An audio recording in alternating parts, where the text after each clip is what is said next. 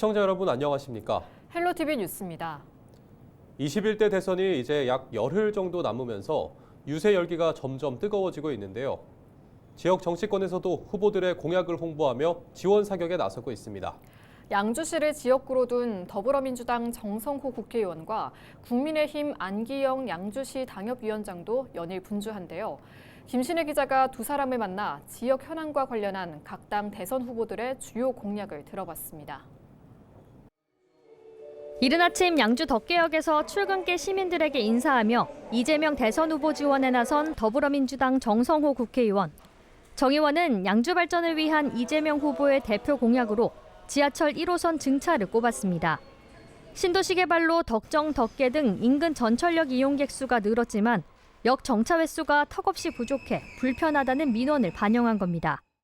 가장 필요한 것은 전철 1호선의 증차 문제입니다. 덕계 지역의 회천 지역들, 이 지역의 인구가 급증하고 있는데 이분들의 출퇴근 문제가 가장 심각합니다. 그래서 1호선 증차를 최우선적으로 실시할 계획입니다. 정 의원은 또 이재명 후보가 대통령이 되면 광역교통망 확충과 서부권 개발 등 지역 수건 사업이 해결될 수 있다고 강조했습니다. 주요 공약에는 GTX 신호선 조기 착공과 7호선 옥정 중심 우선 개통, 광적 백석 신도시 통합 개발과 전철 3호선 연장, 서울 양주 고속도로 조기 착공 등이 포함됐습니다.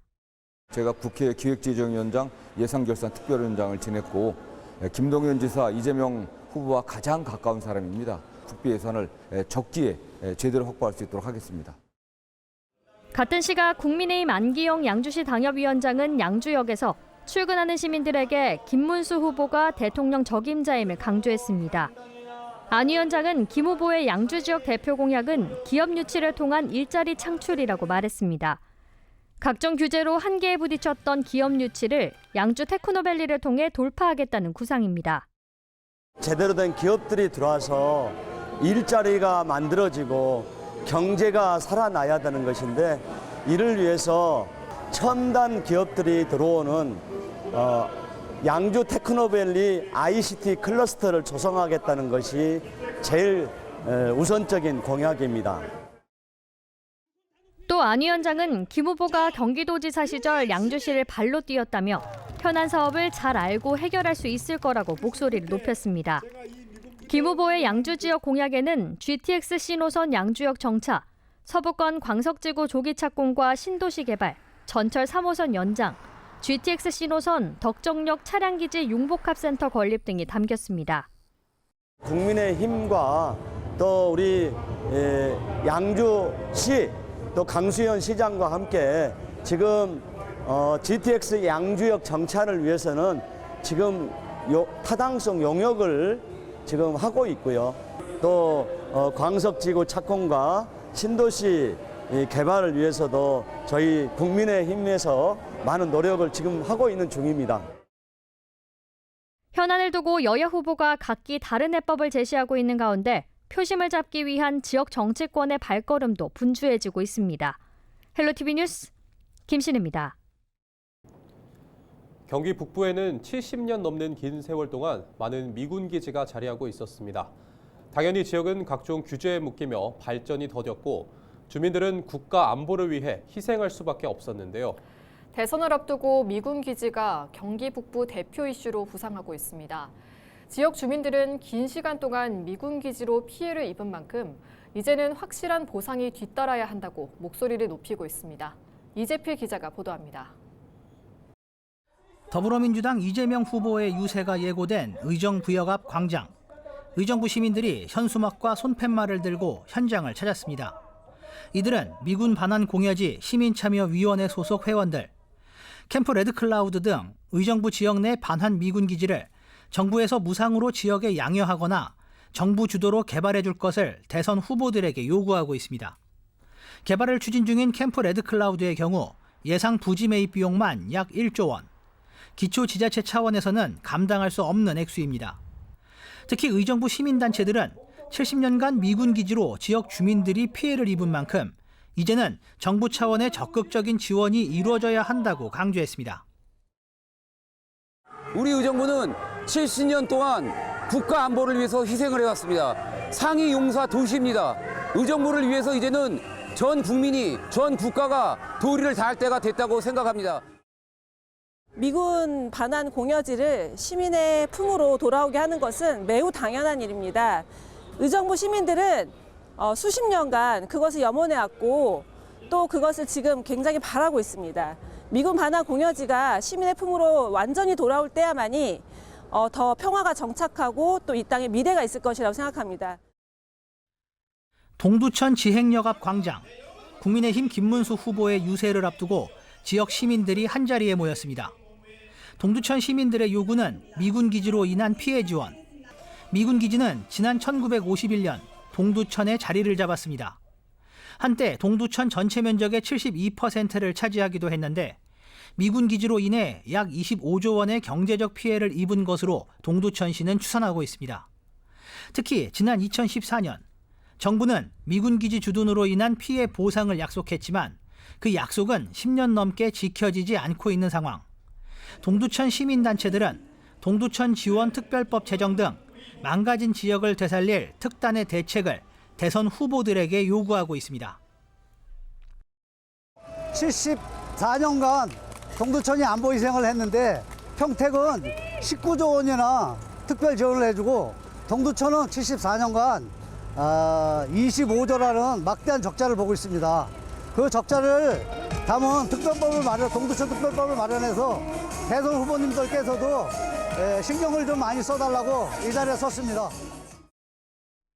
70년 넘게 국가 안보를 위해 희생해온 경기 북부. 대선을 앞두고 미군 기지 피해 회복이 경기 북부 핵심 과제로 부상하고 있습니다. 헬로티비 뉴스 이재필입니다.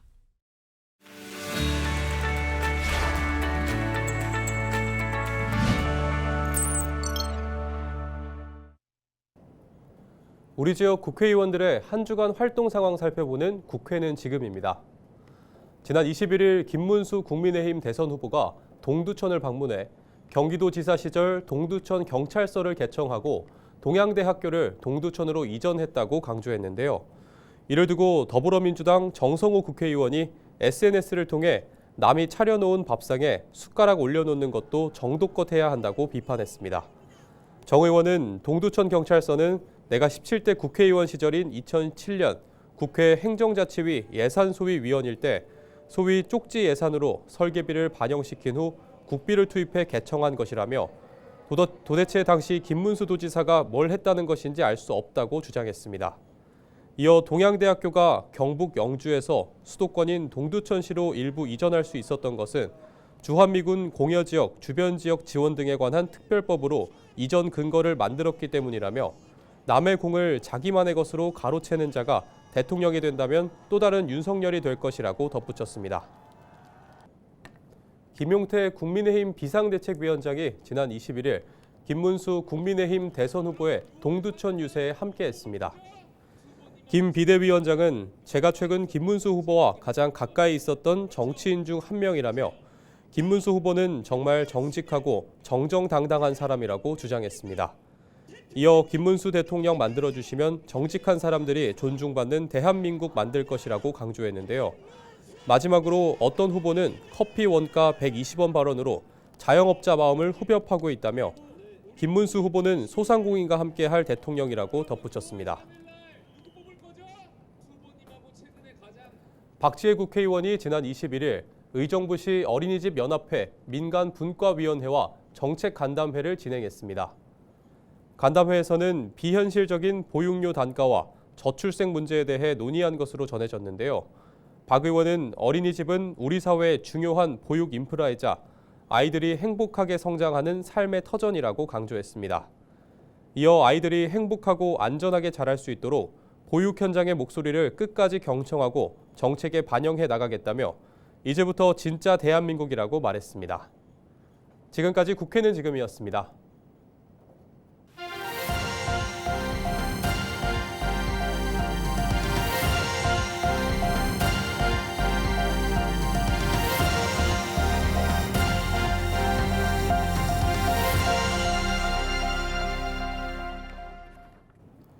대통령 선거가 다가오고 있는 가운데 전국 곳곳에서 선거 벽보를 훼손하거나 선거 운동원을 폭행하는 등 선거 방해 행위가 잇따르고 있습니다. 극심한 정치적 양극화의 부작용이 선거 현장으로 번지고 있는 건데요. 선관위는 엄중 조치한다는 입장입니다. 정호석 기자의 보도입니다. 충남 태안군 신두리 인도 옆 담벼락에 붙은 이재명 더불어민주당 대선 후보의 벽보입니다. 누군가 이 후보 사진 속 두 눈에 구멍을 뚫어놨습니다. 천안 지역의 한 벽보에선 후보를 비하하는 스티커가 부착됐습니다. 강원도 속초에선 20대 유권자가 선거 벽보 속 후보 사진의 눈 주위를 담뱃불로 지져 훼손했습니다. 지난 15일 공식 벽보 부착 이후 일주일 만에 충청권에서만 20건이 넘는 신고가 접수되는 등 전국 곳곳에서 선거 벽보 훼손이 발생하고 있습니다. 선거 방해 행위는 다양한 형태로 나타나고 있습니다. 먼저 충남 보령에선 같은 선거 유세 차량의 타이어에 사흘 연속 못이 박히는 일이 발생했습니다. 또 지난 19일 경기 부천에선 70대 유권자가 60대 여성 선거운동원을 폭행해 입건됐습니다.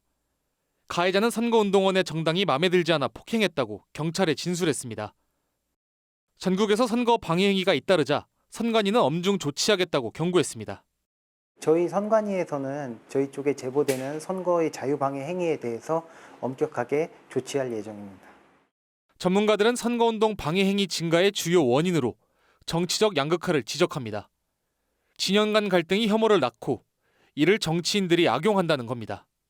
경쟁 상대로 보는 것이 아니라 사회에서 없어져야 될 그런 존재로 이제 바라보고 있다라고 하는 것을 좀 드러내고 있는 것 같고요. 좀 극단화된 여론들에 좀 편승하려고 하는 정치인들도 좀 있는 게 사실이라고 생각합니다. 이제 대화하는 그런 모습을 국민들에게 보여줬으면 좋겠어요.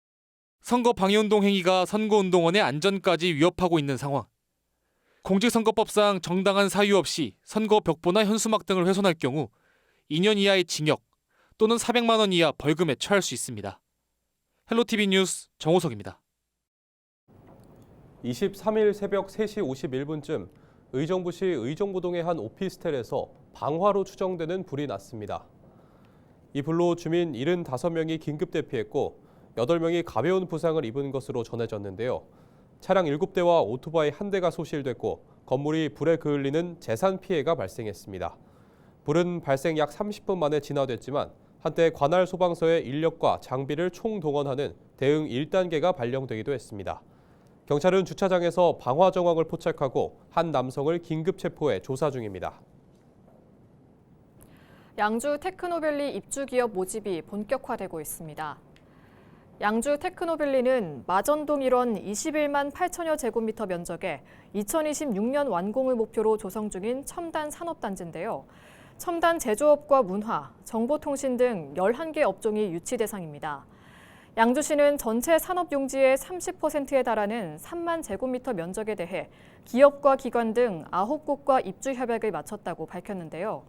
심의를 거쳐 선정되는 협약 기업과 수의 계약을 체결한 뒤 오는 9월에는 일반 분양에 들어갈 계획이라고 설명했습니다. 포천시가 2025년 시민들의 삶의 질 향상과 지역 매력을 높이기 위해 대규모 정주 여건 조성 사업을 본격적으로 추진하고 있습니다. 포천시는 군내면 하성북리 일원에서 청성산 종합개발 사업을 진행하고 있습니다. 1단계에서는 반월 스퀘어, 반월 테라스, 무장의 길, 사계초 하원, 캠프 닉장, 숲 놀이터 등이 조성되고 2단계에서는 산림욕장, 이벤트 마당, 피크닉 가든, 무장의 데크로드, 전망데크 등이 계획돼 있습니다. 포천시 정주여건 조성과 관계자는 청성산은 포천의 자산이라며 이번 개발로 시민들이 자연 속에서 여가를 즐기고 힐링할 수 있는 공간을 만들겠다고 전했습니다. 동두천시가 오는 30일까지 동두천 사랑상품권 부정유통 일제 단속에 나섭니다. 시는 부정유통 신고센터 접수 민원을 바탕으로 현장 점검을 실시할 예정인데요. 단속 대상은 동두천 사랑상품권 가맹점이며 결제 거부와 제한업종 결제, 현금 영수증 미발급 등 부정행위를 점검할 방침입니다.